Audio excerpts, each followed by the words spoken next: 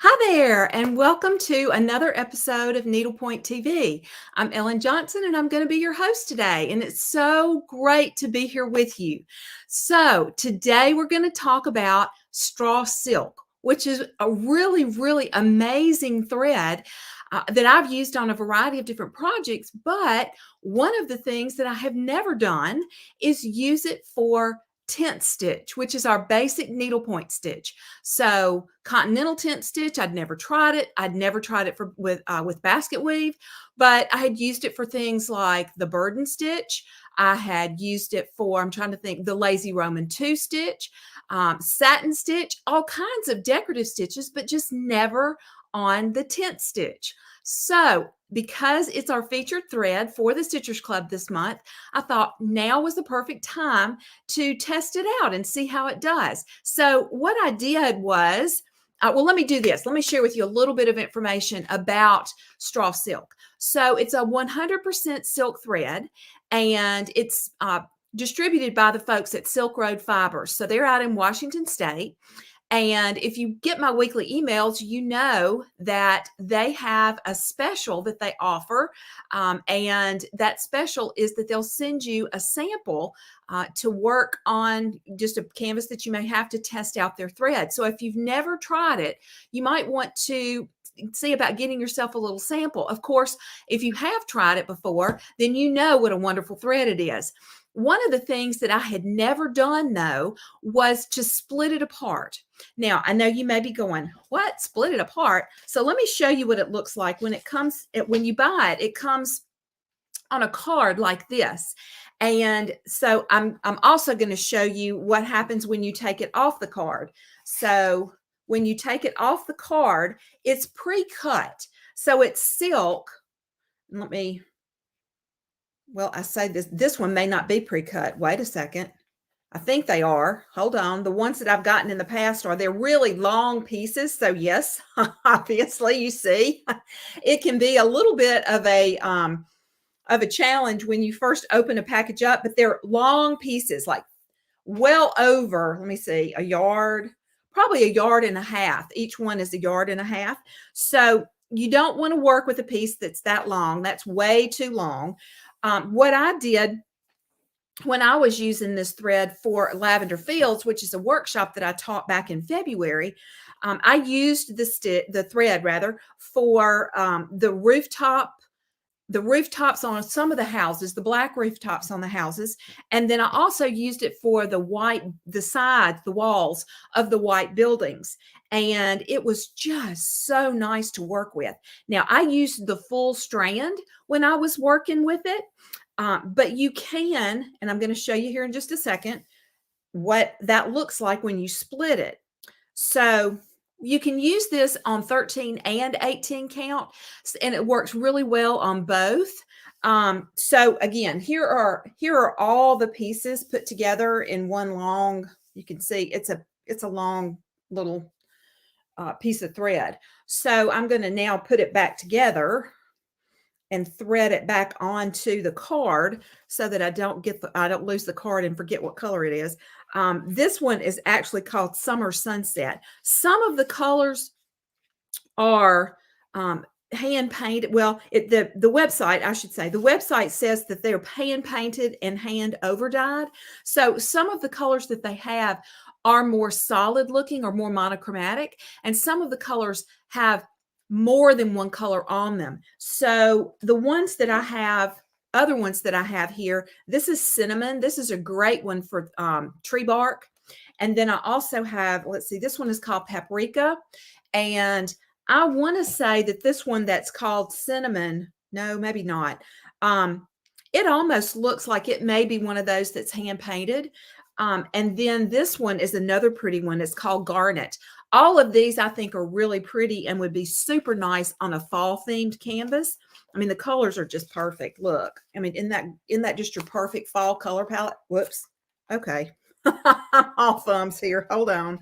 Let's try that again. Here we go. So beautiful, beautiful fall colors.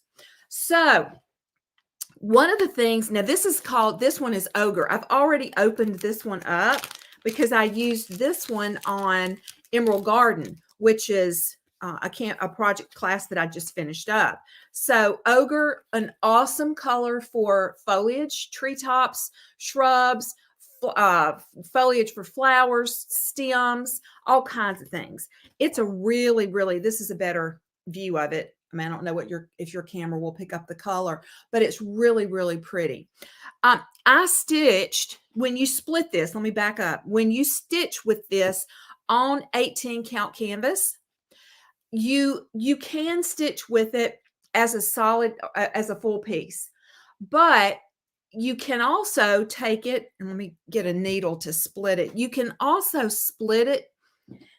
There are 10 individual pieces of silk thread, 10 strands that are stuck together. And I really don't know what process they use to do that. Basically, what they've done is they've taken 10 strands of silk, put them side by side, and somehow managed to almost hairspray them together so they don't come apart.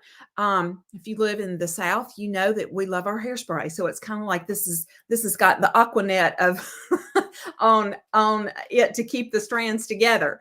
But you can divide it, and because there are 10 strands side by side, it's virtually impossible to find exactly where the middle is unless you separate all the strands and then put them back together. But you can see I stuck my needle into the center of the thread and I've split it. You can't divide this thread like you do a standard piece of DMC floss, though. You have to take it and then just pull it apart, and you do need to go slowly because you can see, I think you're going to be able to see where it's starting. Can you see on these strands where it's starting to some of the strands are starting to separate? So this is definitely a thread that you're going to want to use a laying tool with. So I'm just going to continue pulling it apart. You can divide all of the strands and put them back together again and treat it like a divisible thread, but you don't have to. So, and this is actually, this piece has been cut in half. This piece is not one of the yard and a half pieces. This is more like, I would say probably, well, if it's 36, and y'all are going to see my math skills are not that good, 36, 54 inches long. This is probably 20, I don't know. I don't know. It's not a yard, but it doesn't miss it far. So anyway, you can go ahead and thread your needle with that smaller piece, with that narrower piece. And I think that when you're working basket weave on a canvas, doing this, dividing it in half and working with it on a painted canvas in basket weave, you need to cut it or divide it in half, not cut it. You're going to divide it in half. So I think you need to divide it to get the smooth coverage. That's my personal opinion. It'll work on 18 mesh if you work in basket weave, but it's heavier. So if you just want a nice full coverage, you can divide it in half. Now you get gorgeous full coverage if you're working on 13 mesh canvas. I've done a couple of little samples here, and I'm not sure how well you're going to be able to see. Let me see if I can grab a piece of paper to put behind this. Yep, here we go. So the purple, this is the color. This one is, let me see, what's the name of this? Okay, hold on one second. Let me open. Of course, the tag is in the, I use floss away bags. I love these little bags, but I probably should have turned the tag around so we can see. This is called French Lilac. Don't you just even love the name? But French Lilac is what I use to stitch this sample. Uh-oh, garnet's hanging on there. So you can see when you look at this sample, this is it. The top two boxes, one I worked in basket weave and the other I worked in, I think, wait a minute, this one, I have to remember what I did. This is basket weave, and the one next to it is basket weave in a half of a piece where it's split in half. And then down underneath, this is it worked in continental tent stitch. I would recommend working with this thread in continental tent stitch if you're using, well, especially if you're using one that is one of the hand painted versions, because what you're going to end up with is nice flows of color as opposed to those weird diagonal stripes. I probably, quite frankly, if I were using the tent stitch on this with this thread, I probably would stitch it in just the standard continental variation of tent stitch, just because you don't ever know how it's going to behave, because unless you test it out on a doodle canvas, which is what I did. I mean, I was playing around with it just to see what kinds of effects I would get. You can use it with your decorative stitches. You're not going to have that problem, but when you're doing your basket weave, that sometimes happens when you have a thread that is hand painted or over dyed. So those are just a few little tips. I would love to know if you have worked with Silk Road Fibers straw silk before. I think I mentioned earlier there are 102 colors, and they add new colors every 4 months, which I think is awesome. And they have a really nice website. They do have a disclaimer on their website that says, obviously, the colors that they have, they tried their best to get the color accurate, but don't depend on their pictures on their website. And that holds true with any thread that you're trying to match online. Something that you can always do if you're trying to match colors for a canvas, there are so many amazing needlepoint shops that carry this thread that are more than happy to help you when it comes to choosing threads for your projects. So I would just reach out to either your local shop or find one that does a lot of mail order. I happen to know that Doll Needlework in Houston does a lot of mail order, as does the Wool and the Floss in Grosse Pointe, Michigan. So both of those are good resources for you. And they just also happen to be members of the Stitchers Club. So, hey, what can I say?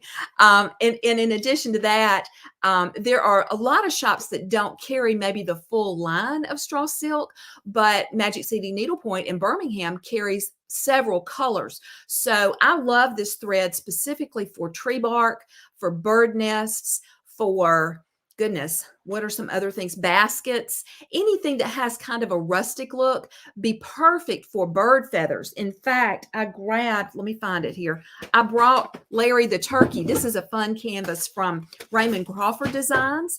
And I had some threads that I was, where's the paper? Let me put the paper behind it so you can see it better. So here's Larry. Larry is, I think, a super cute canvas. I have a lot of threads that I had pulled from my stash that I was going to use, but I also am planning to use some of these wonderful threads for bird feathers because I think that they would be perfect for bird feathers.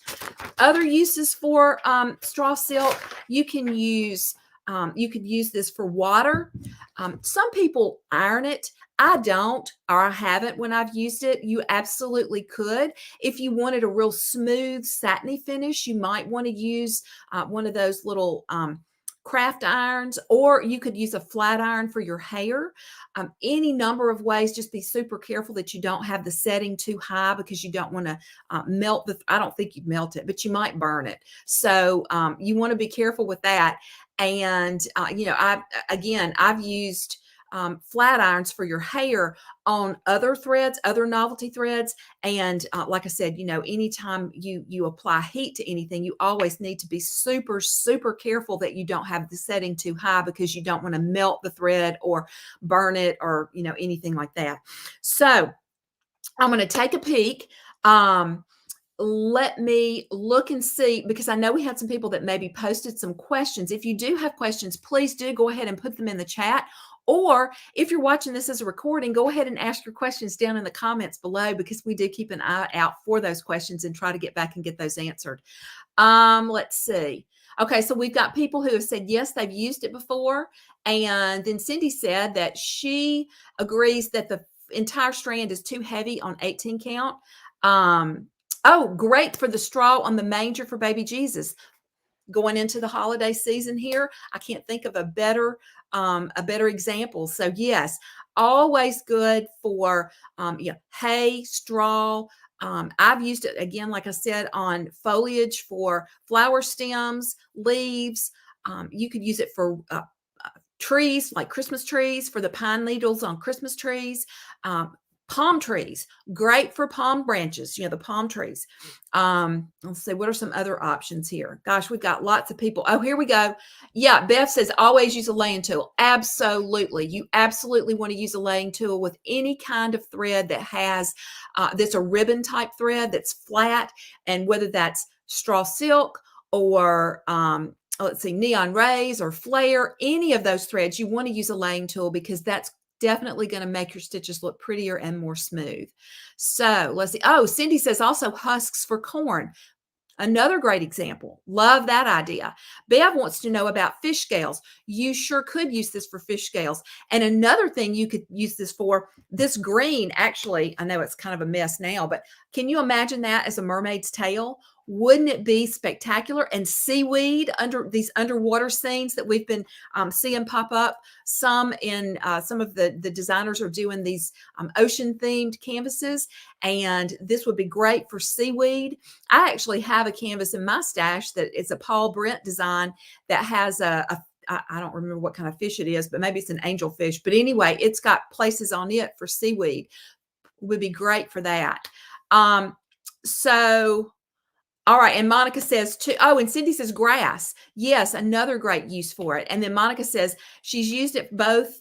She's used it a lot, both ironed flat and smooth, and then unironed. So you can see really what I would do is, if you're not sure about what look you want to have, take one piece and just play around with it, stitch with it unironed, and then stitch with it ironed, and see which way you like it best. You might even consider investing in just a standard color and play around with it some to get some ideas on the properties that it has.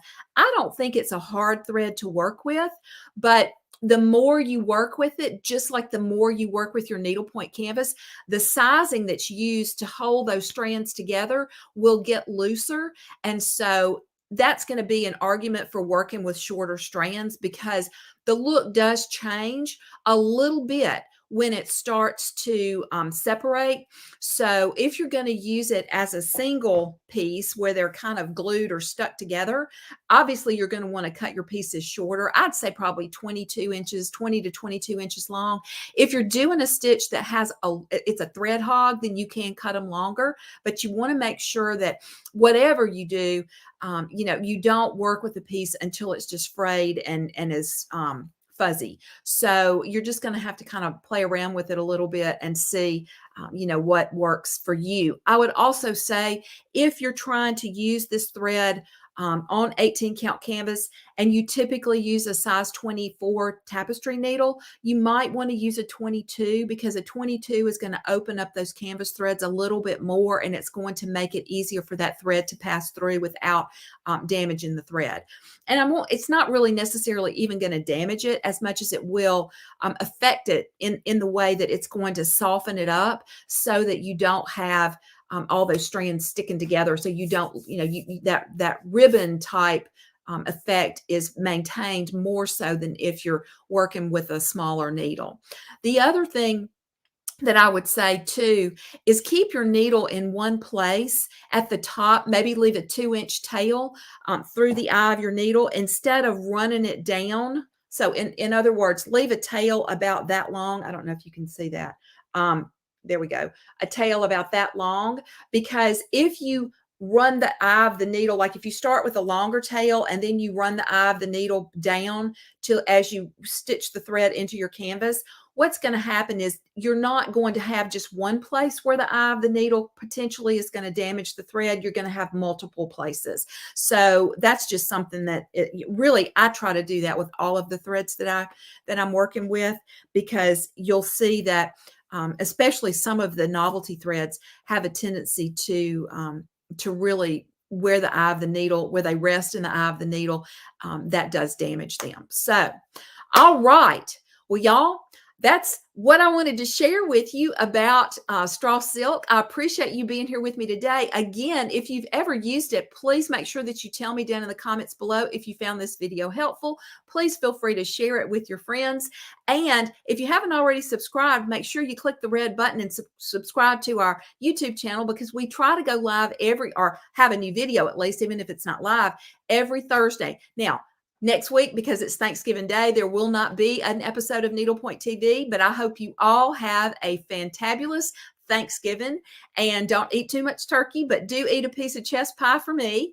And I will see you all again in a couple of weeks. Until then, happy stitching and happy Thanksgiving. Bye for now.